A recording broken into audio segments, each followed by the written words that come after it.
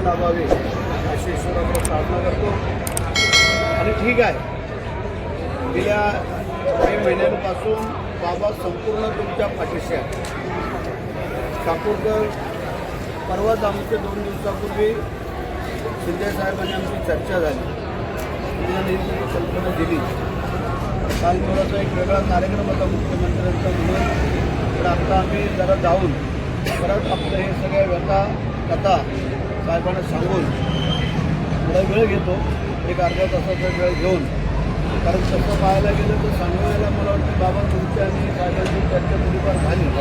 आपल्या निवडणुकीची धावपळ होती, नगरपालिकेच्या निवडणुका होत्या, तर बाबांनी सगळं सांगितलं. आणि बाबांनी पण तुम्हाला सगळ्यांना आदेश दिले, ज्या ज्या नगरपालिकेमध्ये तुम्ही राहता किंवा काय सहकार्य करावं हे सांगितले, आम्हाला कळलं. म्हणजे असो की तुमच्या ज्या वेदना आहेत त्या आम्ही समजू शकतो, आम्हाला इथे कळलेलं आहे. बाकी आता कोणावरती कसलीही टीका टिप्पणी न करता आपलं जे काय काम साध्य करायचं आहे ते कसं साध्य करायचं आहे ते आपण बघायचा प्रयत्न करू. कारण आम्ही सगळे तुमच्या सोबत आहोत. आम्हाला कल्पना आहे की 10,000 रुपयांसाठी आपण सगळे झटताय. तर ठाकूरकडे सांगितलं तर थोडी वाढ व्हावी, तिथे क्रमप्राप्त आहे, त्याबद्दल काही नाही आहे. कारण 10,000 रुपयामध्ये काय येतं काय नाही हे आपल्याला सगळ्यांना कल्पना आहे. आणि म्हणून करता आपल्याला नेमकं त्याच्यावरती तोडगा कसा काढता येईल आणि तुम्हाला परत त्याच्यावरती कसं घेता येईल, काय करता येईल त्यासाठी. कारण मुख्यमंत्री उपमुख्यमंत्री आम्ही मंत्री आहोत, परंतु ही सगळी बाब आहे की त्या मुख्यमंत्री उपमुख्यमंत्र्यांच्या थोड्या अखत्यारीमध्ये आहे. त्यामध्ये एक नंबरला आपला मुख्यमंत्री आहे, कारण त्यावेळेला आपले मुख्यमंत्री असताना ही योजना चालू केलेली होती.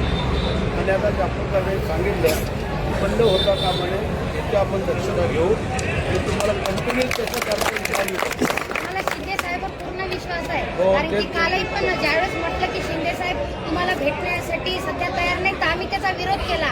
आम्ही म्हटलं की असे ते बोलू शकत नाही की ते आम्हाला भेटतील नाही, आम्ही बघतो ना त्याचा विरोध केला. आम्ही काल केला ना सगळ्यांना. आम्ही म्हटलं की असे ते बोलू शकत नाहीत. म्हटलं आम्ही भांडलो, सगळ्या पोलीस प्रशासनासोबत भांडलो काल आम्ही. कारण की मी स्वतः 2 खेप तुम्हाला भेटण्यासाठी आलेली आहे महाराजच्या माध्यमातून. आम्हाला तुमच्यावर आणि शिंदे साहेबांवर पूर्ण विश्वास आहे. तुम्ही आम्हाला रोजगार द्यावा आणि आमची मागणी जास्त नाहीच आहे. फक्त आहे त्या आस्थापनेमध्ये आम्हाला काम द्या आणि फक्त मानधनामध्ये थोडीशी वाढ करा. आम्ही भरपूर पगार मागत नाही, 50,000 1 लाख मागत नाही. फक्त काहीतरी 2,000-5,000 रुपये वाढवले म्हणजे बस झाला आमच्यासाठी. बाकी काही नाही साहेब, एकच विनंती हात जोडून. धन्यवाद. या ठिकाणी सन्माननीय आमदार महोदयांनी जेवढा बघा आता सन्माननीय आमदार राहुल पाटील परभणी साहेब परभणी यांचं आगमन झालं आहे. पोलीस पाटलांच्या मागण्या संदर्भात या ठिकाणी ते आपल्या सर्वांना संबोधित करतील अशी मी त्यांना विनंती.